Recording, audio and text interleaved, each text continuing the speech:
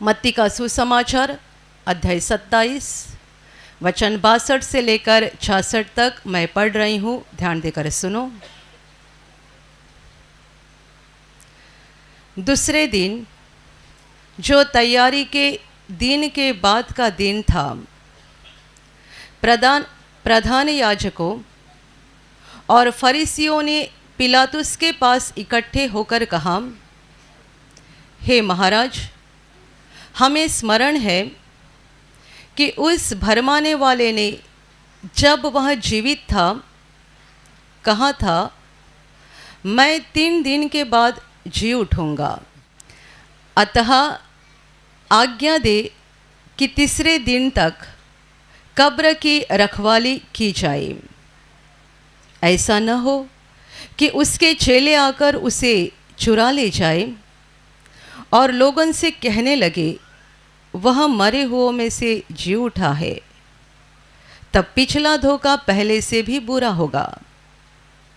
पिलातुस ने उनसे कहा, तुम्हारे पास पहरुए तो है, जाओ और अपनी समझ के अनुसार रखवाली करो। अतः वे पहरुओं को साथ लेकर गए और पत्थर पर मोहर लगाकर कब्र की रखवाली की। Hallelujah, hallelujah, hallelujah, hallelujah, hallelujah, hallelujah, hallelujah, hallelujah. मेरे प्यारे भाई और बहनों, आज प्रभु यीशु का पुनरुत्थान का दिन है। 2000 वर्ष पहले परमेश्वर का पुत्र यीशु मसीह इंसान बनकर धरती पर आया था, एक ही मकसद के लिए, एक ही उद्देश्य के लिए कि मनुष्यों के पापों का दंड खुद उठाकर मनुष्यों की मुक्ति के लिए अपना लहू बहाए। परमेश्वर का वचन कहता है, बिना लहू बहाए पापों की क्षमा नहीं होती, और मनुष्य खुद अपना लहू बहाकर पापों की क्षमा नहीं पा सकता है, क्योंकि मनुष्य पापी है तो उसका लहू भी पापी है। गंदा पानी किसी गंदे चीज़ को साफ नहीं कर सकता है। आपको कपड़ा गंदा है, उसे साफ करना है तो एक अच्छे पानी को लेना चाहिए जो शुद्ध हो या साफ सुथरा हो। गंदे पानी से आप मैला कपड़ा साफ नहीं कर सकते हैं। बिल्कुल वैसे ही मनुष्य का आत्मा पापी है, लहू भी पापी है। तो हमारा लहू हमारे आत्मा को धो नहीं सकता है और शुद्ध नहीं कर सकता है।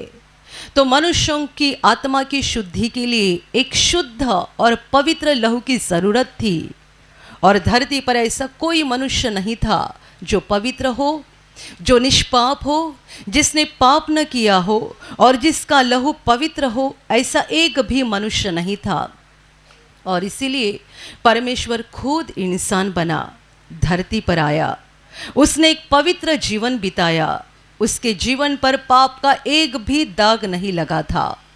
वो पूरी तरह से एक परिपूर्ण मनुष्य बना था। जैसी हमारी दुर्बलता है वैसी ही उसके अंदर भी वो दुर्बलता थी। तो भी वो कभी शैतान की बातों में नहीं आया, कभी लालच में नहीं गिरा, कभी उसने पाप नहीं किया, और उसका लहू पवित्र लहू था जो उसने मनुष्यों की मुक्ति के लिए बहाया। और इसीलिए बाइबल कहती है कि उसके लहू के द्वारा पापी आत्मा को पापों की क्षमा मिल जाती है, वे धर्मी बन जाते हैं। और जितने सारे लोगों को यीशु के लहू के द्वारा पापों की क्षमा प्राप्त हुई है, वे सारी आत्माएं मरने के बाद स्वर्ग में जाएगी। Hallelujah, hallelujah, hallelujah, hallelujah. यीशु मसीह धरती पर इस एक ही मकसद से आया था, पापियों को बचाने के लिए, पापों की क्षमा दिलाने के लिए। क्योंकि हमारी जिंदगी में पापों की क्षमा से बढ़कर और कोई चीज़ नहीं हो सकती है। मनुष्य चाहे कितना भी अमीर क्यों न हो, कितना भी विद्वान पंडित क्यों न हो, पर यदि उसे अपने पापों की क्षमा नहीं मिली तो उसका सारा जीवन बेकार है। क्योंकि धरती पर हम कुछ समय के लिए है। हमारा सच्चा जीवन तब शुरू हो जाएगा जब इस मिट्टी के शरीर से हमारी आत्मा बाहर निकलेगी और अनंत जीवन की शुरुआत होगी। अनंत जीवन हमें स्वर्ग में बिताना है या नरक में? यदि स्वर्ग में बिताना है तो पहले पापों की क्षमा पानी है, और इसीलिए धरती के हर मनुष्य के लिए पाप की क्षमा से बढ़कर और कोई चीज़ महत्वपूर्ण नहीं हो सकती। Hallelujah, hallelujah. और इसी चीज़ को देने के लिए परमेश्वर इंसान बना, धरती पर आया। उसने इस बात को कई बार बताया कि वो मनुष्यों के पापों का दंड लेने के लिए आया है। प्रभु यीशु जब इंसान के रूप में धरती पर था, वो गांव गांव नगर नगर जा रहा था, सुसमाचार का प्रचार कर रहा था, अपने मरने का भी प्रचार कर रहा था, और उसी के साथ मरने के बाद जी उठने का भी प्रचार कर रहा था। वो मरने जा रहा है और आगे ये भी बताता था कि मृत्यु के तीसरे दिन बाद मैं जिंदा हो जाऊंगा। Hallelujah, hallelujah. ये है उसका पुनरुत्थान, ये है उसका मृतक में से जी उठना। यीशु ने इस बात को पहले ही बता दिया था कि मरने के तीसरे दिन बाद वो जिंदा होने जा रहा है। और इस बात को, उसके उपदेश को सुनने वाले लोग अच्छे से जानते थे। उस समय वे ठीक से समझ तो नहीं पाए, पर जब प्रभु को पकड़ा गया, उसको क्रूस पर लटकाया गया और वो क्रूस पर मर गया, उसके बाद उसके लाश को कब्र में रखा गया। कब्र के ऊपर बड़ा पत्थर रखा गया, और आगे जो हुआ हम अभी पढ़ रहे हैं। ये ऐसा हो गया कि जिन्होंने प्रभु को जलन से पकड़वाया था और उसको क्रूस पर लटकाया था, ये लोग यानी प्रधान याजक और लोगों के अधिकारी इस बात से डर रहे थे कि हमने तो इसको क्रूस पर मार डाला, पर ये पहले ही बोल चुका है कि मरने के बाद तीसरे दिन मैं जिंदा हो जाऊंगा। तब तक दुनिया के लिए मरने से जी उठना ये एक असंभव बात थी, तो उनके लिए भी असंभव बात थी। वे जानते थे ये तो हो ही नहीं सकता है। यदि इसका इतना सामर्थ्य उसके पास था तो वो क्रूस पर मरा ही क्यों? जब वो क्रूस पर तड़प रहा था, तब ये अधिकारी और जिन्होंने जलन से उसको पकड़वाया था, ये सारे उसका मजाक कर रहे थे और बोल रहे थे कि यदि तू परमेश्वर का पुत्र है तो नीचे उतर आ। ऐसे कमजोर और दुर्बल हालत में मर क्यों रहा है? ऐसे तड़प क्यों रहा है? यदि तुम्हारे पास सामर्थ्य है, जब तू यहाँ वहाँ घूम रहा था, अंधे की आंखें खोलता था, गूंगे को बोलने की शक्ति देता था, बड़े बड़े चमत्कार दिखाता था, तो अभी ऐसी हालत तुम्हारी क्यों हो गई है? तो उन्हें इस बात का पूरा भरोसा था कि ये मुमकिन ही नहीं है, संभव ही नहीं है कि मरने के बाद ये जी उठेगा। कोई मनुष्य के लिए बात संभव नहीं है। और इसीलिए ये अधिकारी लोग पिलातुस के पास जाकर ये बता रहे हैं कि यह मनुष्य, प्रभु यीशु को वे भरमाने वाला बोल रहे हैं, क्योंकि उनकी नज़र में यीशु मसीह एक भरमाने वाला था जो लोगों को बहला रहा था। वो बोलते हैं कि इस भरमाने वाले मनुष्य ने पहले ही बोल दिया था कि मरने के तीसरे दिन बाद मैं जिंदा हो जाऊंगा। तो कहीं ऐसा ना हो जाए कि अभी हमने उसकी लाश को कब्र में तो रखा दिया है, पत्थर तो रखा है, पर रात के समय उसके चेले आ जाएंगे और उसके लाश को उठाकर कहीं लेकर जाएंगे, कब्र खाली हो जाएगी और चेले सबों को बताएंगे देखो हमारा प्रभु जिंदा हो गया है। अधिकारियों ने पिलातुस के पास जाकर बताया कि उसके चेले रात के समय आकर उसकी लाश को लेकर जाएंगे और सबको कहेंगे कि देखो हमारा प्रभु उठा, उसने पहले बोल दिया था ना, तो वैसा वो उठा है, और फिर हमारी हालत बुरी हो जाएगी, पहले से भी बुरी हो जाएगी। हमें इतनी शर्म होने लगेगी, हमारा इतना अपमान हो जाएगा कि पहले से बात का हाल बुरा हो जाएगा। इससे अच्छा ये हो जाएगा आप उस 3 दिन तक कब्र के पास पहरा बिठाओ। उसने बोला था ना 3 दिन के बाद मैं जिंदा हो जाऊंगा, तो 3 दिन तक वहाँ पहरा रखो। 3 दिन तक ये लाश अंदर रहेगी, पहरा रहेगा तो चेले नहीं आ पाएंगे, कोई उसके शव को चुरा कर नहीं लेकर जा पाएंगे। तो फिर हम पक्का यकीन के साथ लोगों को बता सकते हैं कि देखो ये सचमुच भरमाने वाला था, ये फंसाने वाला था। कितने बार उसने बोला था मृत्यु के बाद तीसरे दिन मैं जिंदा हो जाऊंगा, अभी देखो अंदर 3 दिन हो गए हैं, उसकी लाश कब्र में पड़ी है। Hallelujah, hallelujah, hallelujah, hallelujah. पिलातुस जो कि यहूदी नहीं था और उसे इन बातों की कोई पड़ी हुई नहीं थी, तो वो उनको बता रहा है जाओ पहरा तुम्हारे पास है, तुम्हें जैसा ठीक लगे वैसा कर देना। ये लोग पहरे को लेकर वहाँ पर गए और उस कब्र के ऊपर उनको वहाँ पे रखा दिया, पहरा रख दिया, ये सोचकर कि अभी कोई नहीं आ पाएगा और अभी कोई इस पत्थर को हटाकर यीशु की लाश को नहीं लेकर जा पाएगा और फिर हम पूरी दुनिया को बता सकते हैं कि ये मनुष्य एक फंसाने वाला था। Hallelujah, hallelujah, hallelujah. पर परमेश्वर के वचन, परमेश्वर के शब्द और परमेश्वर की भविष्यवाणियाँ एक ऐसी बात होती है कि आसमान और पृथ्वी टल जा सकते हैं पर उसकी भविष्यवाणी कभी भी खत्म नहीं हो सकती है। Hallelujah, hallelujah. आप पूरी दुनिया को बदल सकते हैं पर परमेश्वर के वचन को बदल नहीं सकते हैं। आप पूरी दुनिया को गिरा सकते हैं, परमेश्वर की भविष्यवाणी को गिरा नहीं सकते हैं। मैं मृत्यु के तीसरे दिन बाद जिंदा हो जाऊंगा, ये प्रभु ने एक बार नहीं कई बार बताया था। और ये अधिकारी लोग उसके कब्र के पास गए, बड़ा पत्थर रखा, पहरा वहां पे बिठा दिया और आराम से जाकर सो गए, अभी कुछ नहीं हो जाएगा। ये दूसरा दिन था तैयारी का। प्रभु शुक्रवार के दिन मरा और ये शुक्रवार के शाम तैयारी का दिन था। दूसरा दिन यानी शनिवार का दिन सप्त का दिन था। तीसरा दिन आ गया, तब तक पहरा कब्र के ऊपर रखा था और भोर का समय आ गया। बाइबल कहती है आसमान से एक स्वर्गदूत वहां पर उतर आ गया और उस स्वर्गदूत का रूप एक बिजली के समान था।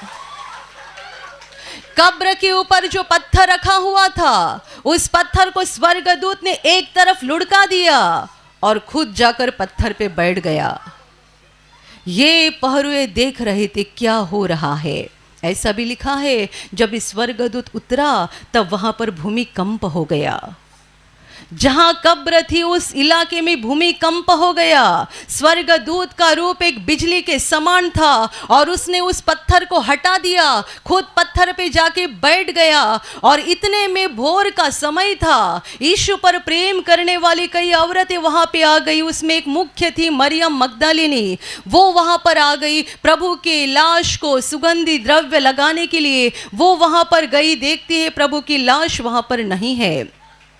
और बाइबल कहती है ये सारे पहरुए ये सारी बातों को देख रहे थे, बहुत डर गए थे और ऐसा लग रहा था उन्हें कि अभी हमारी जान जा रही है। वो मरने जैसे हो गए और फिर वो दौड़ते दौड़ते गए उन अधिकारियों के पास, प्रधान याजकों के पास, जिन्होंने उनको कब्र की रखवाली करने के लिए रख दिया था। उनके पास गए और उनको बोलने लगे कि ऐसा ऐसा हो गया, हम तो वहाँ पे थे, हम जाग रहे थे, हम देख रहे थे, पर ऐसा हो गया कि आसमान से कोई तेजस्वी मनुष्य वहाँ पर उतर आ गया, भूमिकंप हो गया और उसने खुद उस पत्थर को हटा दिया और पत्थर के ऊपर जाकर बैठ गया। हम बहुत डर गए। जब ये लोग सारी बात बता रहे थे तब प्रधान याजक और अधिकारी उलझन में पड़ गए, अभी क्या करें। तो उन्होंने क्या किया, इनको पैसा दिया, बहुत पैसा दिया और उनको कहा सबको ये बोल देना रात के समय हमारी नींद लगी थी, तब उसके चेले आ गए और उसके शव को उठाकर लेकर गए।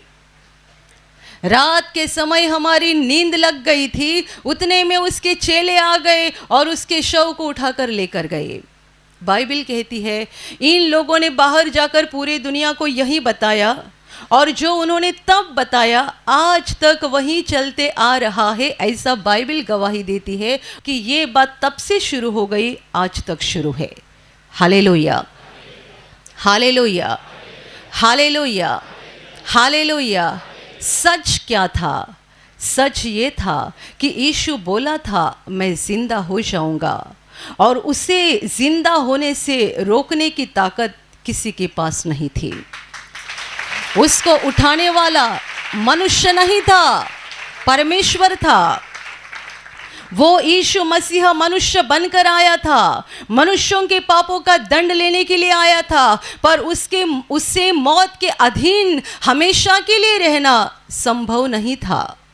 Hallelujah, hallelujah, hallelujah. दुनिया में लोग मर जाते हैं, प्रभु के बड़े बड़े सेवक भी मर जाते हैं। यीशु मसीह मरा नहीं, उसने मृत्यु को सह लिया। वो मरने की हालत में या मौत के अधीन हमेशा नहीं रह सका, क्योंकि वो परमेश्वर है। तो वो हमेशा कैसे मौत की हालत में रह सकता है? उसने मृत्यु को सह लिया, क्योंकि मृत्यु ये मनुष्यों के पापों का नतीजा है।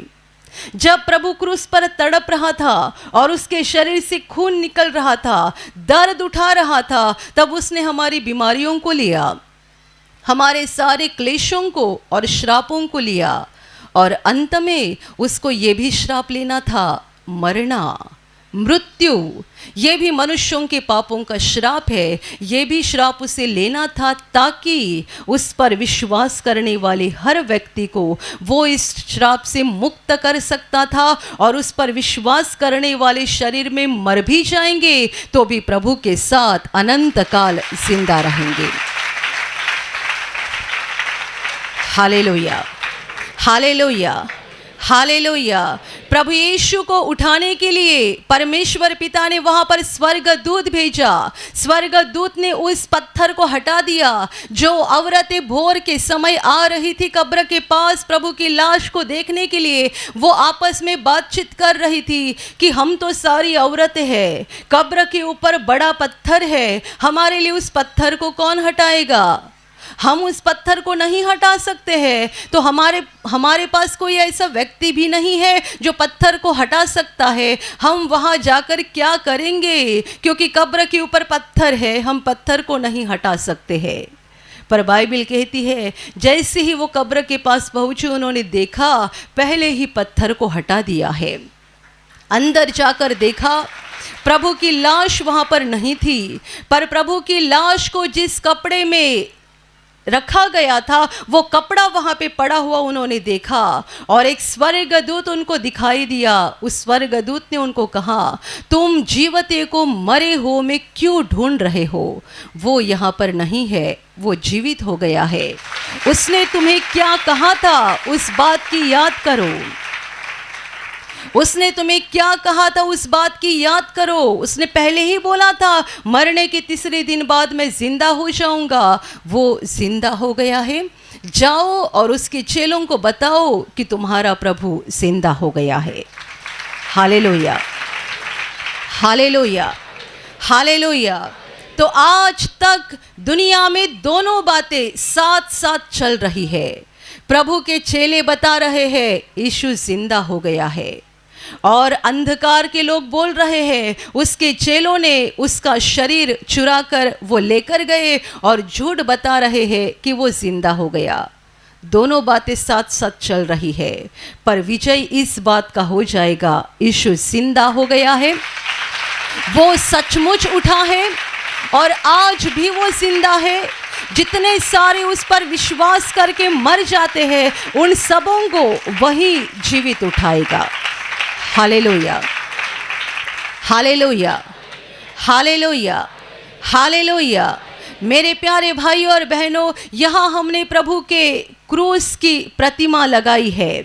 हमारा प्रभु क्रूस पर मरा था, पर आज वो मरे हुए हालत में नहीं है। ये क्रूस हमारे स्मरण के लिए है, हमें याद दिलाने के लिए है कि हमारी मुक्ति, हमारी पाप क्षमा और हमारा अनंत जीवन हमें आसानी से मिल गया। पर प्रभु के लिए ये आसान बात नहीं थी। उसे बड़ा कष्ट उठाना पड़ा, उसे बड़ा दर्द उठाना पड़ा। हमारे लिए उसने कितनी बड़ी कीमत दी है, ये इसका स्मरण हमें होना चाहिए। इसीलिए ये क्रूस है। पर सच्चाई में यीशु मसीह जिंदा है, वो जिंदा है। इसका सबूत ये है कि लोग यीशु के नाम से प्रार्थना करते हैं, विश्वास के साथ मांगते हैं, और जो मांगते हैं वो उनकी पुकार को सुनता है और उनकी प्रार्थना को जवाब देता है।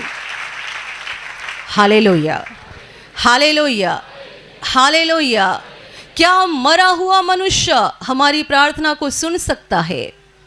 क्या मरा हुआ व्यक्ति हमारी ज़रूरत को पूरा कर सकता है?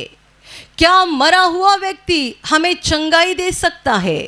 यीशु जिंदा है। इसका सबूत है कि हम उसके नाम से चंगाई पाते हैं, उसके नाम से पापों की क्षमा पाते हैं, उसके नाम से हमें छुटकारा मिलता है, हमें शांति मिलती है, हमारे जीवन के बंधन टूट जाते हैं, और हमारी आत्मा में हमें इस बात का भरोसा होता है कि हमारा नाम स्वर्ग में लिखा गया है और हम एक दिन स्वर्ग में जाने वाले हैं। Hallelujah, hallelujah, hallelujah, hallelujah. दुनिया में तो कितने सारे बड़े बड़े लोग होकर गए, कितने बड़े बड़े राजा और महाराजा होकर गए, मर गए। क्या उनके बाद वो आकर किसी को चंगा कर रहे हैं? वो आकर किसी के जीवन के दुख को निकाल रहे हैं? राजा महाराजा की बात छोड़ दो, कितने बड़े बड़े आध्यात्मिक गुरु होकर गए, वो भी मर गए। आज कहाँ पर है कोई नहीं जानते, पर हम यीशु के बारे में कहते हैं वो यहाँ पर भी है। जहाँ जहाँ लोग उसको पुकारते हैं वहाँ पर वो है। वो हमारी आवाज़ को सुनता है, वो हमारी प्रार्थना को सुनता है, हमारी पुकार को सुनता है। और केवल यहाँ पर नहीं, पूरी दुनिया में जहाँ जहाँ लोग यीशु के नाम से इकट्ठा होते हैं और जहाँ जहाँ वो यीशु को पुकारते हैं, वहाँ प्रभु उनकी पुकार को सुनता है, उन्हें जवाब देता है, चंगा करता है, उनकी परेशानी निकालता है, उन्हें छुटकारा और शांति देकर सबूत देता है कि वो जिंदा है। Hallelujah, hallelujah, hallelujah. ये शुक्रवार को एक बहन ने यहाँ पर खूबसूरत गवाही बताई। उसे कितने सालों से दमा की बीमारी थी, इतनी भयानक बीमारी थी कि वो कहती है मेरे लिए थोड़ा सा बोलना भी मुमकिन नहीं था। रात के समय वो अच्छे से सो भी नहीं पाती थी। जैसे ही वो बिस्तर पे लेटने की कोशिश करती थी, तुरंत उसको दम लग जाता था। रात के समय उठती थी और बस पेशाब के लिए जाकर आएगी तो ऐसी हालत हो जाती थी कि अभी गिर जाएगी। कितने सालों से उसकी परेशानी थी, इलाज बहुत चल रहा था, आराम नहीं हो रहा था। ये बहन को अपने प्रार्थना केंद्र की जानकारी मिली और वो अपने मन में सोचने लगी कोई तो मुझे वहाँ लेकर जाएगा तो अच्छा हो जाएगा, शायद मैं वहाँ जाने के बाद ठीक हो जाऊँगी। वो औरत, मुझे मालूम नहीं, मुझे लगता है जनवरी में वो पहली बार यहाँ प्रार्थना में आई, 3 महीना पहले। और वो कहती है जब मैं पहले ही बार यहाँ प्रार्थना में आई, मैंने यहाँ प्रार्थना में भाग लिया, परमेश्वर के वचन को सुना, मेरे दिल में इतनी शांति आ गई, मुझे इतना अच्छा लगने लगा और ऐसा लगा मैं बीमार ही नहीं हूँ। बीमारी निकल गई और उस दिन से लेकर आज के दिन तक 3 महीना हो गया, वो दमा की बीमारी से पूरी तरह से मुक्त हो गई है। Hallelujah, hallelujah, hallelujah. दमा की बीमारी की और एक खूबसूरत गवाही है। जब भुईगांव के केंद्र में बहुत ज़्यादा लोग आए थे तो ऐसी हालत हो गई थी कि केंद्र का गेट बंद करना पड़ा था क्योंकि अंदर ज़रा भी जगह नहीं थी। शाम का समय था, उस समय पूरा दिन की प्रार्थना होती थी। मुझे लगता है दोपहर 2:30-3 बजे के करीबन एक बूढ़ी औरत प्रार्थना में आई, उसे भी दमा की बीमारी थी। केंद्र का गेट बंद था, अंदर जगह नहीं थी। वॉलंटियर्स लोगों को बता रहे थे कृपा करके वापस जाओ, अगले बार आ जाओ क्योंकि यहाँ जगह नहीं है। यह औरत बाहर रुकी रही, लोग बाहर से ही प्रार्थना करके जा रहे थे, वो रुकी रही। वो पहली बार आई थी, नहीं जानती थी अंदर क्या है, बस उसके कान पे माइक का आवाज़ सुनाई देता था। क्या है अंदर, कौन प्रार्थना ले रहा है, क्या चल रहा है, कुछ भी उसे नहीं मालूम था। जब चंगाई की प्रार्थना शुरू हो गई और ब्रदर ने मंच पर से बीमारी जाने की आज्ञा दी, ये बहन गेट के बाहर खड़ी थी। जब ब्रदर ने बीमारी जाने की आज्ञा दी, वो वहीं पे नीचे गिर गई। हालेलुया। पहली बार आई थी और उसने कभी कुछ देखा नहीं था, अंदर क्या है वो भी मालूम नहीं था। बस उसने प्रार्थना के समय ये सुना कि ब्रदर ने कहा अपने बीमार भाग पर हाथ रखो, तो उसने सीने पर हाथ रखा और जैसे ही ब्रदर ने बीमारी जाने की आज्ञा दी, उसे खुद नहीं पता चला क्या हो गया, वो गिर गई। और उठने के बाद उसने महसूस किया कि उसे एकदम फ्री लग रहा था, जैसे इतने सालों से उसको दमा की परेशानी थी और उसका सीना भारी हो गया था, सांस लेने में दिक्कत हो रही थी, वो सब तकलीफ खत्म हो गई थी।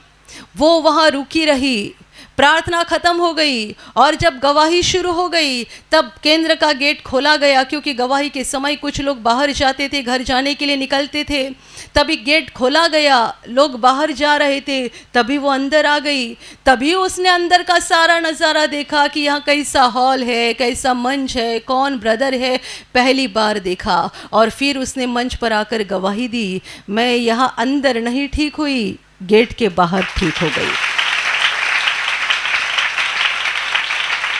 Hallelujah, hallelujah, hallelujah, hallelujah. हमारा प्रभु जिंदा है और उसके सबूत वो हर घड़ी दे रहा है, हर पल दे रहा है। और हमारे लिए खुशी की बात है, क्योंकि प्रभु ने कहा है मैं जीवित हूँ, इसलिए तुम भी जीवित रहोगे। हमें उम्मीद है, हमें आशा है कि हम भी उसके साथ हमेशा के लिए जिंदा रहने जा रहे हैं। मौत या मृत्यु हमारे लिए कोई रुकावट नहीं बन सकती है। आप में से जितने सारे लोग मौत से डरते हैं, आप यीशु के बलिदान के ऊपर और उसके पुनरुत्थान की ताकत के ऊपर विश्वास करो, तो मौत का डर आपके दिल से निकल जाएगा, मृत्यु का डर आपके दिल से निकल जाएगा।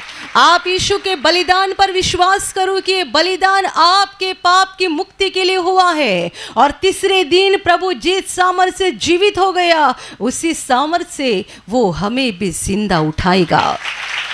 ये पुनरुत्थान का सामर्थ, ये उसके जी उठने की ताकत, इस पर भरोसा करो तो आपके मन में से मौत का डर हमेशा के लिए निकल जाएगा। Hallelujah, hallelujah, hallelujah. मेरे प्यारे भाइयों और बहनों, हमारे लिए खुशी की खबर है, अच्छी खबर है कि हमारा प्रभु जीवित हो गया है। वो मरा था हमारे पापों को लेकर, वो इसलिए मरा कि उसके मृत्यु से हम आत्मा में जिंदा हो जाए। वो इसलिए मरा कि हमारे पापों को हमेशा के लिए मिटाए। वो इसलिए मरा कि हमें पापों की हमेशा के लिए क्षमा मिल जाए। परमेश्वर जब हमारे पापों की हमें क्षमा करता है, वो एक दिन के लिए या 2 दिन के लिए नहीं देता है, वो हमारे पापों को हमेशा के लिए मिटाता है, अनंत काल के लिए मिटाता है। आपकी औरत ने आपको कुछ बुरा बोला तो आप एक दिन उसको माफ़ करते हैं, दूसरे दिन फिर से बोलते हैं तुमने मुझे ऐसा बोला था। हमें किसी ने गुस्से से कुछ बोला ना, तो हम शुरू में बोलते ठीक है मैंने माफ़ कर दिया। 1 महीना के बाद हमें याद होती है, 6 महीना के बाद याद होती है, और हम उस व्यक्ति को बोलकर भी दिखाते हैं कि तुमने मेरे साथ ऐसा किया था, तुमने ऐसा बोला था। पर बाइबल कहती है परमेश्वर हमारे पापों को ऐसा मिटा देता है, ऐसा मिटा देता है कि दोबारा वो उसको याद नहीं करता है, अनंत काल के लिए उस पापों को माफ़ कर देता है। Hallelujah, hallelujah, hallelujah. प्रभु यीशु का क्रूस का मरना और तीसरे दिन जिंदा हो जाना, ये हमारे लिए बहुत आशीषित बात है, क्योंकि इसके अलावा हमारे लिए कोई उम्मीद नहीं है, कोई आशा नहीं है, बचने की कोई जगह नहीं है। मेरे प्यारे भाइयों और बहनों, प्रभु यीशु के बलिदान पर विश्वास करो और हर दिन अपने पापों का पश्चाताप करते जाओ। अपने पापों के लिए परमेश्वर के सामने आकर सच्चे हृदय से पश्चाताप करते जाओ। और जब आप पश्चाताप करते हैं, माफ़ी मांगते हैं, विश्वास भी करो कि वो आपको क्षमा करता है, क्योंकि हमारी मुक्ति के लिए और हमारी पाप क्षमा के लिए ही उसने अपना लहू बहाया है। Hallelujah, hallelujah, hallelujah. हमने मरे हुए व्यक्ति पर विश्वास नहीं किया है, उस पर विश्वास किया है जो युगान युग जिंदा है और कभी नहीं मरेगा। हालेलुया। इसीलिए प्रकाशित वाक्य में प्रभु यीशु कहता है, मैं मर गया था पर देखो मैं युगान युग जीवित हूँ। मैं मर गया था पर अभी मैं युगान युग जीवित हूँ। ऐसा कौन बोल सकता है? दुनिया का कितना भी बड़ा व्यक्ति क्यों ना हो, कोई नहीं बोल सकता है। बड़े बड़े लोग दुनिया में होकर गए, कोई नहीं बोल सकता है मैं मर गया था पर अभी मैं हमेशा जिंदा हूँ। एक ही बोल सकता है, परमेश्वर का पुत्र यीशु मसीह। Hallelujah, hallelujah. मेरे प्यारे भाई और बहनों, दिल से उस पर विश्वास करो। प्रभु के बलिदान का सामर्थ और प्रभु के पुनरुत्थान का सामर्थ आपके जीवन में काम करता जाएगा। प्रभु आपके जीवन से दुखों को निकाल देगा, आपकी बीमारियों को ख़त्म करेगा, आपकी परेशानियों को निकाल देगा। प्रभु आपके जीवन को स्वर्ग के आशीषों से भर देगा।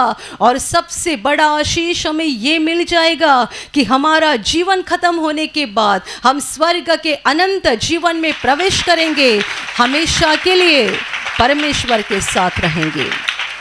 Hallelujah, hallelujah, hallelujah, hallelujah. आज आपके जीवन में दुख का समय चल रहा होगा, बीमारी का समय चल रहा होगा, आप परेशान होंगे, आप दुख में, संकट में होंगे, पर हमेशा याद रखना, हर गुड फ्राइडे के बाद ईस्टर आता है। हमेशा प्रभु के बलिदान के दिन के बाद पुनरुत्थान का दिन आता है। हालेलुया। हमारा प्रभु मरा था पर अभी वो जिंदा है और वो युगान युग जिंदा रहेगा, वो दोबारा नहीं मरेगा। हम उसके बलिदान का स्मरण करते हैं पर वो एक ही बार मरा था, युगान युग वो जिंदा रहेगा। मेरे प्यारे भाई और बहनों, इस सच्चाई पर विश्वास करो, इसे ग्रहण करो और प्रभु का हाथ पकड़कर चलते रहो, ताकि आप इस धरती पर खुशी से भर जाओगे, शांति से भर जाओगे। प्रभु की मौजूदगी और उसकी रोशनी हमेशा आपके जीवन में भरी रहेगी और इस जीवन के बाद आप दूसरे जीवन में यानी अनंत जीवन में प्रवेश करोगे। Hallelujah, hallelujah, hallelujah. और अभी प्रार्थना करने का समय है। आप विश्वास करो कि एक पल में प्रभु यीशु आपको छूकर चंगाई देगा। एक पल में वो आपके जीवन का दुख निकाल देगा और आपके आंसुओं को खुशी में बदल देगा, क्योंकि उसके लिए असंभव कुछ नहीं है, अनहोनी बात एक भी नहीं है। प्रभु यीशु आज भी जिंदा है। 2000 वर्ष पहले वो शरीर रूप में धरती पर था, आज शरीर रूप में नहीं बल्कि आत्मा के रूप में है और दुनिया के कोने कोने में जहाँ जहाँ लोग विश्वास के साथ उसको पुकारते हैं, उसके पास प्रार्थना करते हैं, उन सबों की पुकार को प्रभु सुनता है, उन्हें चंगा करता है, उनके आंसुओं को पोंछ देता है और उनके जीवन को खुशी से भर देता है। आप भी इसी विश्वास के साथ आपके बीमार भाग पर हाथ रखो और यदि वहाँ हाथ नहीं रख सकते हैं तो अपने सीने पर हाथ रखो। प्रभु यीशु के नाम से इसी क्षण आपके शरीर की सारी बीमारियां निकल जाए। यीशु के नाम से आपके जीवन का सारा दुख निकल जाए। शैतान का हर एक काम आपके जीवन से और आपके परिवार से पूरी तरह से नष्ट हो जाए। यीशु के नाम से, प्रभु यीशु के नाम से शैतान का सारा काम आपके जीवन से नष्ट हो जाए। सारी दुष्ट आत्माओं को प्रभु यीशु के नाम से मैं आज्ञा दे रही हूँ, इसी क्षण इन्हें छोड़कर निकल जाओ और वापस उनमें नहीं आना।